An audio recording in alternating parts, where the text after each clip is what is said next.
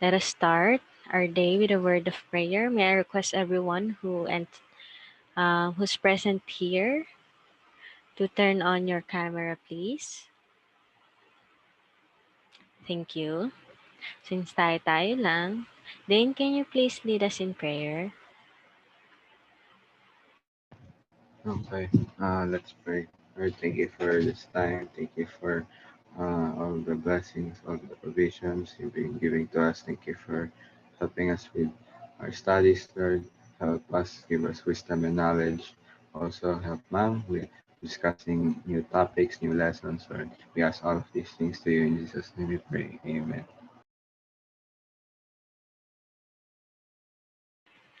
Amen. Thank you for that, Dane. Okay, so nandito si Arlene at si Abby. Okay, good afternoon.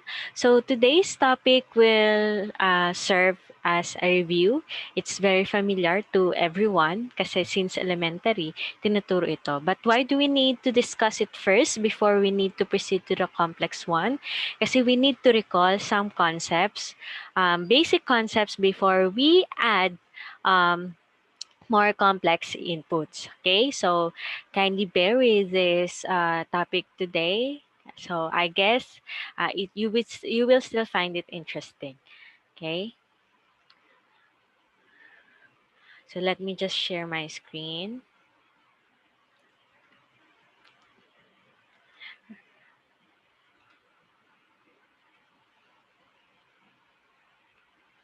Okay, so if last meetings medyo mas highlighted natin ang animals, no, due to extinction topic, ngayon naman, mas focus natin is about plants, particularly photosynthesis. And I know that you are already familiar what photosynthesis is, but we still need to review first the basic concepts before tayo dun sa mahirap na mga concepts about this.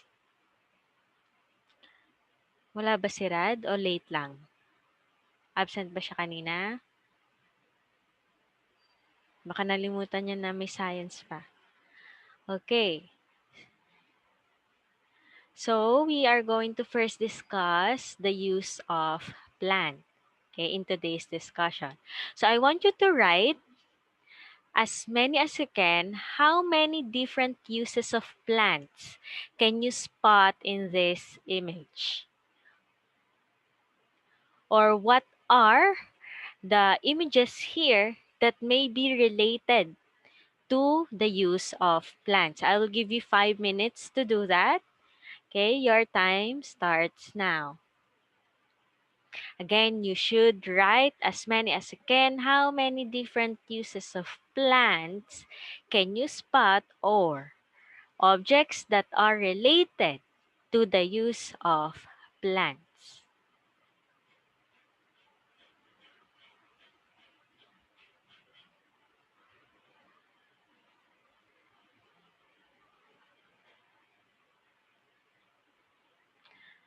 Arlene, Abby, since hindi ko kayo makita, nagsusulat ba kayo dyan? Or sa cellphone nyo, if you have multiple device, list down nyo dyan. Ano yung mapapansin ninyo?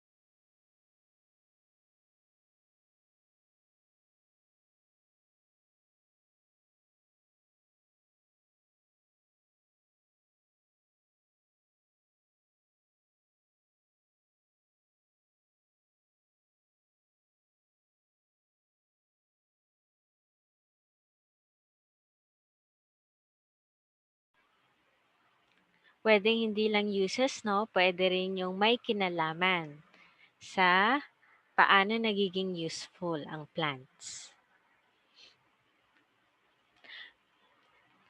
2.5 minutes.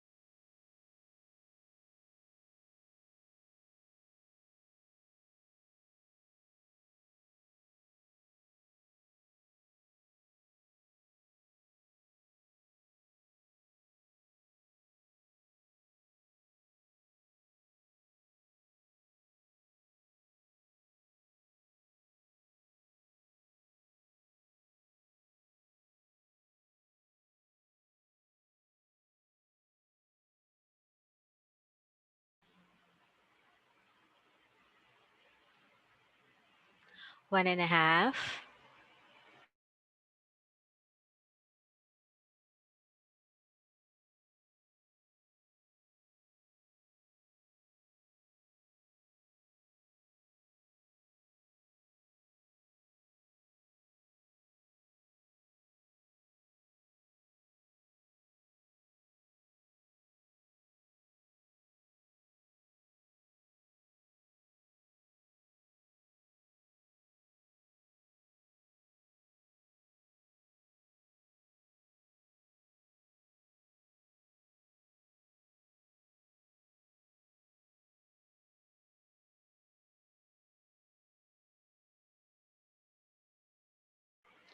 Thirty seconds.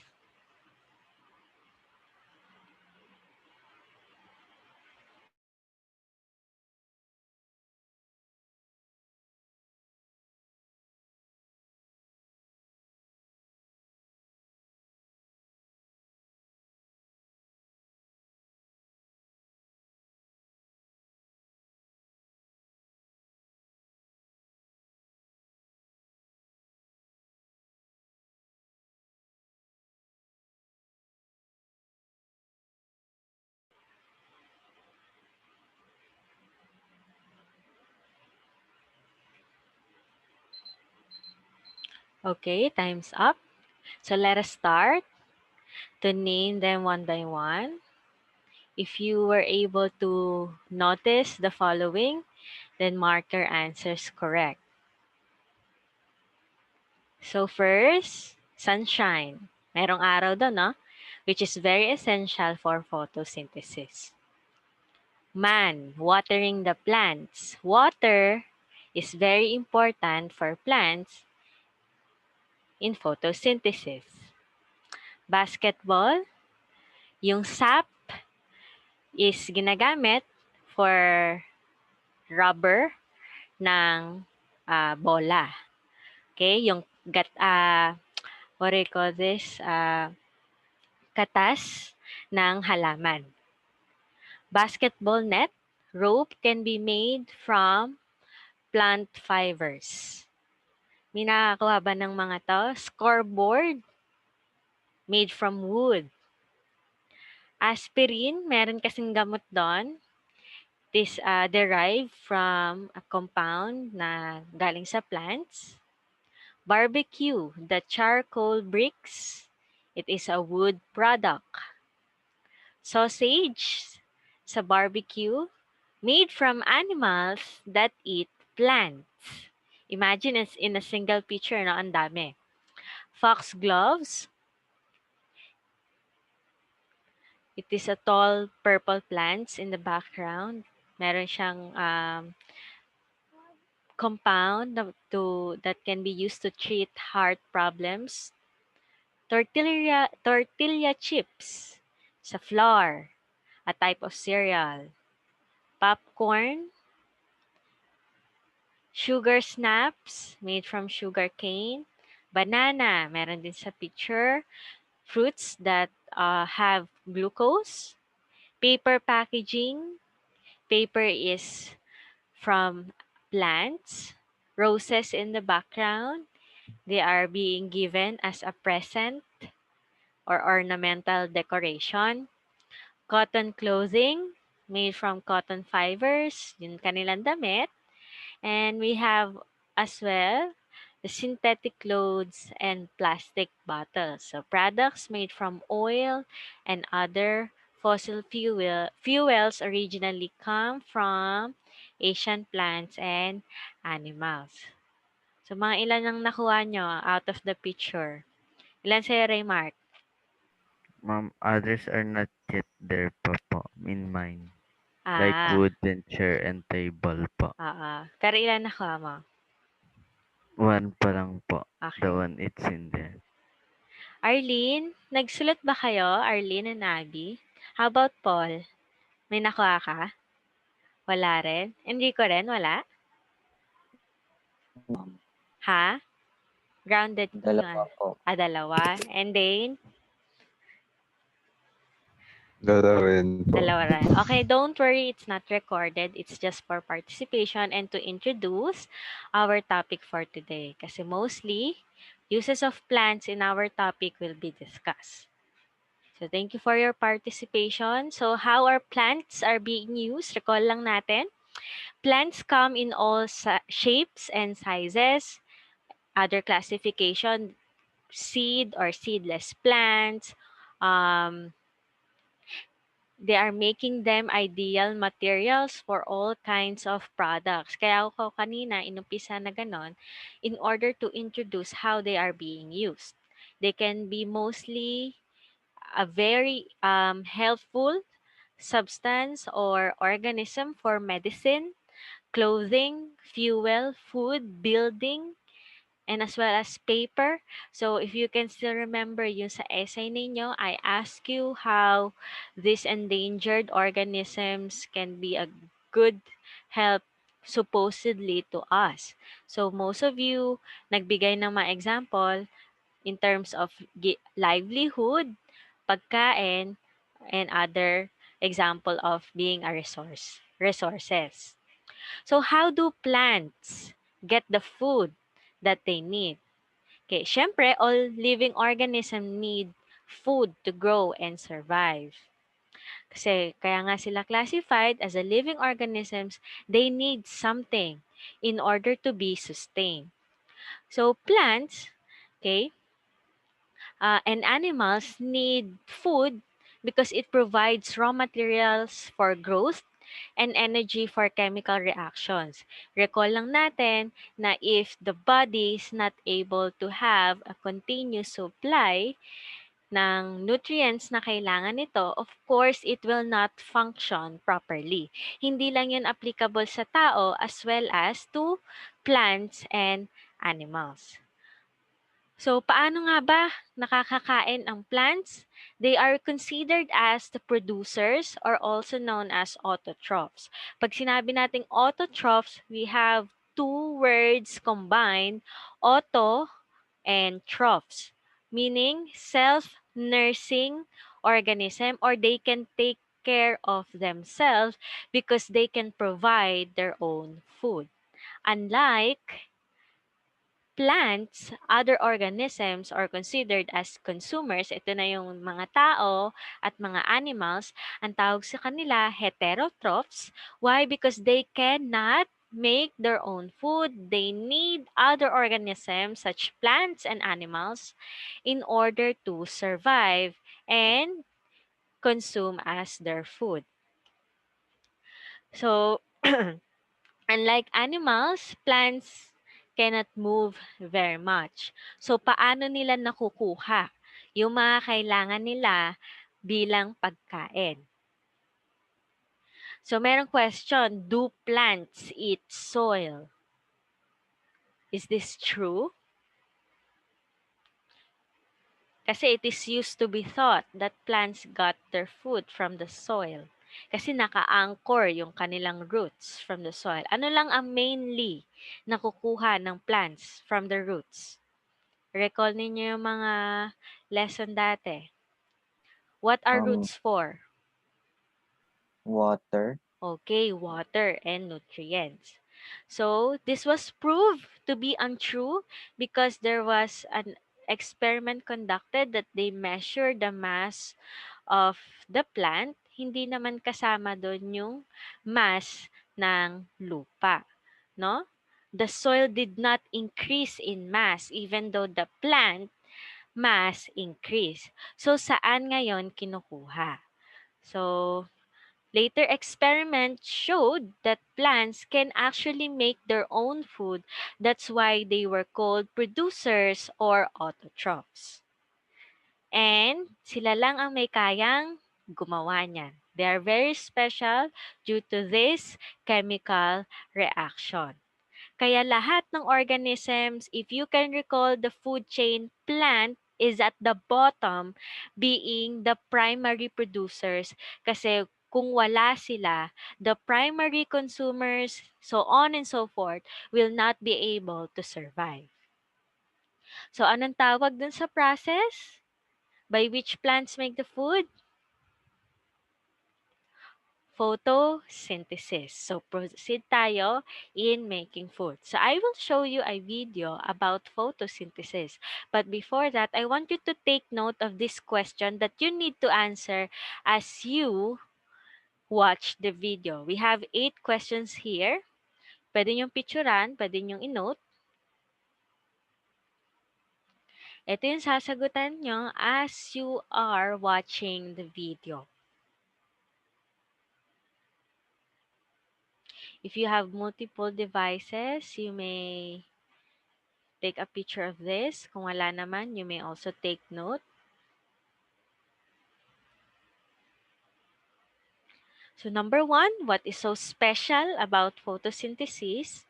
Number 2, saan sa plants nagte-take place ang photosynthesis? Which material comes from the soil and which material comes from the air? Pag sinabi nating material, it is the one needed in photosynthesis, tapos saan nanggagaling yon? What is the source of light energy for photosynthesis? Where in plant cell does photosynthesis takes place?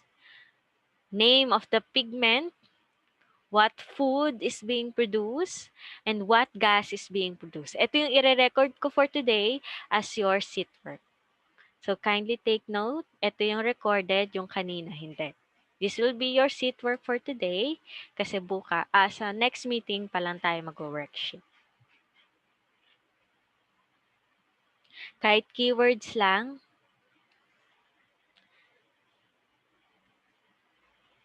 Sige, you may take note, hindi naman tayo nagmamadali. We have enough time.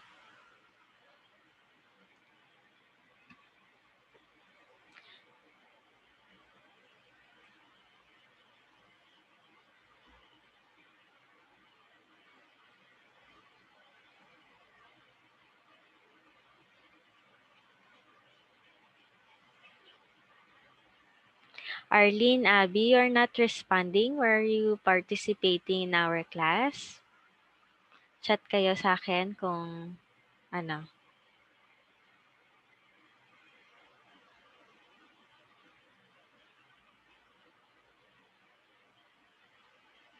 Ayan, pwede naman pala mag-on ng cam.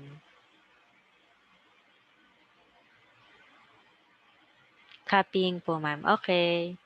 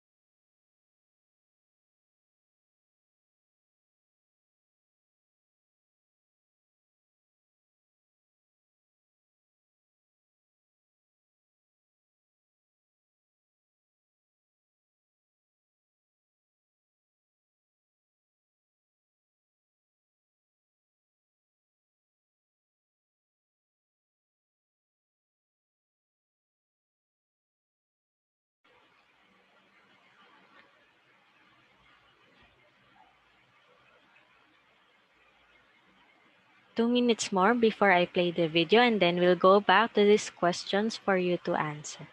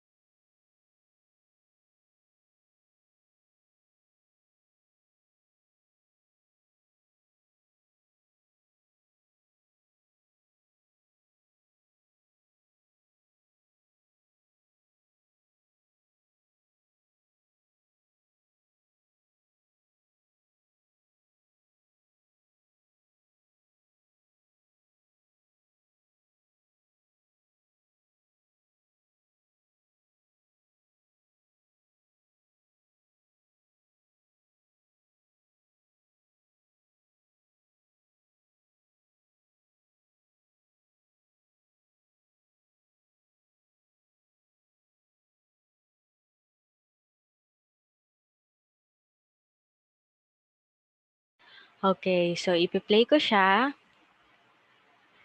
Kung hindi pa natapos, mag-take note of the questions. We'll go back there. And then I will give you time to answer. Hello kids, do you know how plants make their own food? No? Well, this video elaborates the process of photosynthesis, by which plants make their own food.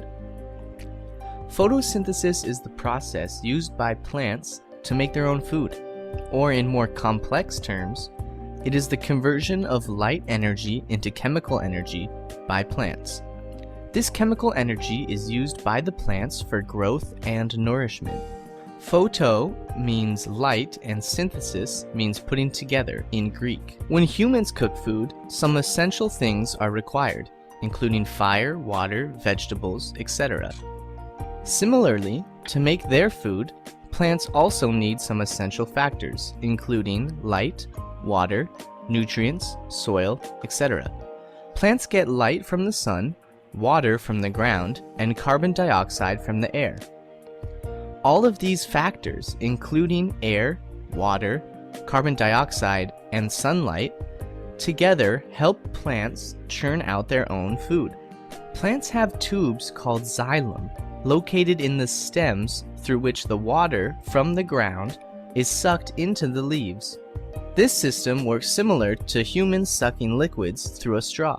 The xylem is spread throughout the different parts of the plant, including the stem, branches, and all the way up to the leaves. The xylem transports vital nutrients to the entire plant. Xylems in the plant are like blood vessels in the human body that act as an important means of transportation of water and nutrients. Leaves on the plant have pores, very similar to the pores on the skin of our bodies. These pores are called stomata. These stomata are responsible for the exchange of gases. The carbon dioxide present in the air, which is responsible for photosynthesis, enters the plant through these stomata. Oxygen also comes out through these stomata. Leaves have important cells called mesophyll cells. These cells contain a green color component called chloroplast. This chloroplast is responsible for the green color of plants and leaves. Once the carbon dioxide and the water reach the chloroplasts in the presence of sunlight, the process of photosynthesis starts to take place. The following reaction takes place in the leaves of the plant during photosynthesis. Carbon dioxide plus water in the presence of light energy results in oxygen plus glucose or carbohydrates. The products formed are glucose and oxygen. Carbohydrates, which are a form of glucose, are synthesized from carbon dioxide and water. Glucose is used by the plants for their growth. Some of the glucose is used immediately, and the extra glucose, which is not used, is stored in the form of starch in the leaves. Some amount of this extra glucose is also stored in the roots of the plants. This extra glucose is used to perform photosynthesis when there is no sunlight. Oxygen is given out into the air through the stomata in the process of photosynthesis. The oxygen that is released is used by human beings to breathe during their respiration process. Ever wondered why this process is called photosynthesis? Well, the word photosynthesis is a combination of two Greek words, photo and synthesis. Photo means light in Greek, and synthesis means putting together or combining. Hence, photosynthesis literally means combining water or carbon dioxide in the presence of light. So the essential factors for photosynthesis to take place include sunlight, water, and carbon dioxide. Underwater photosynthesis takes place at a slower pace than the normal photosynthesis. This is because energy from the sun is absorbed by the water layers and only some amount of energy actually reaches the plant. There are some plants which don't need the process of photosynthesis to grow. Such plants include mushroom, Venus flytraps, etc. Mushrooms get their food from the ground and from their surrounding areas. Venus flytraps trap and catch small insects which come near the leaves and eat them. Don't forget to subscribe to our channel. Okay, so I will give you 2 minutes to finalize your answer to this question.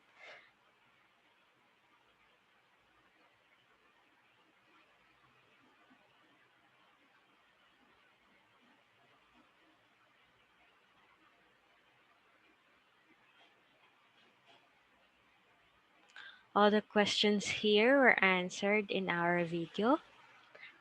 Answer only na lang.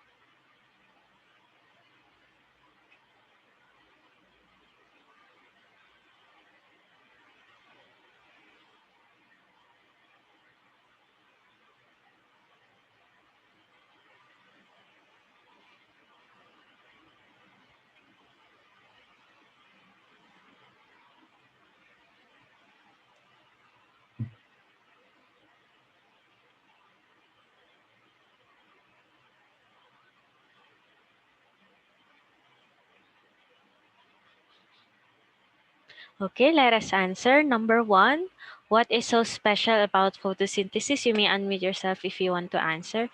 So it is special because it is the one that enables the plant to make their own food. No, it is the process which makes them produce glucose as their own food. So if you were correct, kindly check your answer. Number 2, saan daw sa plant nagte-takes place? Which part? Chloroplasts. Yes, chloroplast na located sa Leaves. leaves. Okay, so I will also accept chloroplast. Sige. Number 3, which material comes from the soil? Anong Water. factor? Okay, Water. water. Sa air, Carbon Air. dioxide. carbon Dice. dioxide. Oh, Okay. Mark it 2 points. Number 4, anong source ng ating light energy? The sun. Sun. Or sunlight. So, we're in the plant cell. Okay, ito sana rin yung chloroplast. Okay, or mesophyll cell. So, in chloroplast, photosynthesis takes place. Number 6, anong tawag dun sa pigment? Bakit mostly, karamihan, color green? Chlorophyll.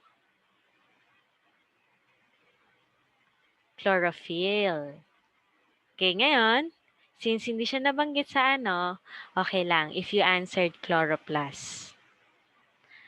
Number 7, what food is being produced during photosynthesis? Anong tawag? Glucose. glucose. Glucose. So, ano daw nangyayari sa mga hindi nagagamit ng glucose? It is being stored as, narinig nyo ba yan? Water. Starts with letter S.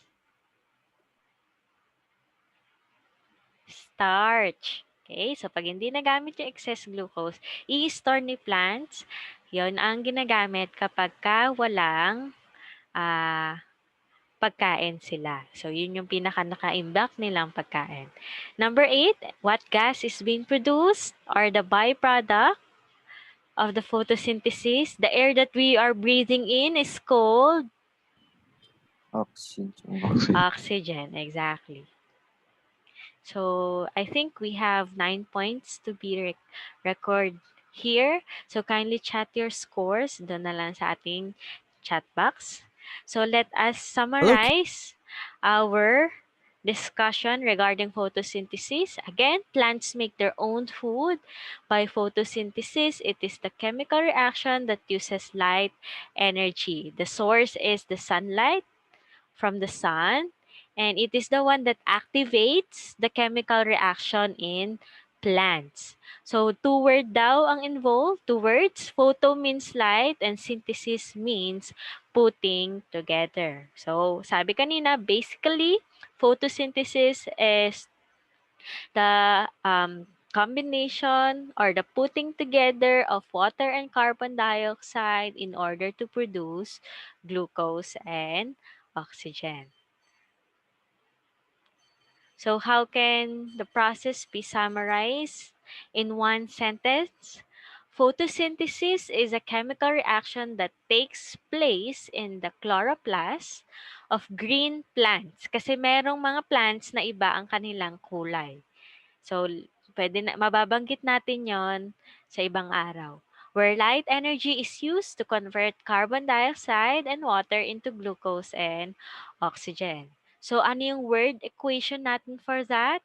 Simply, carbon dioxide plus water, these are raw materials, okay?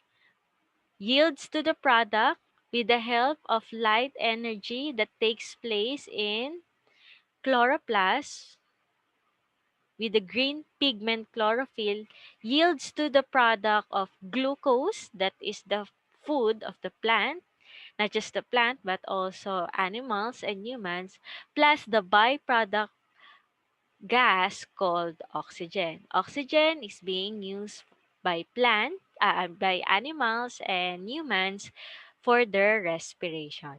And that is the end of our discussion for today.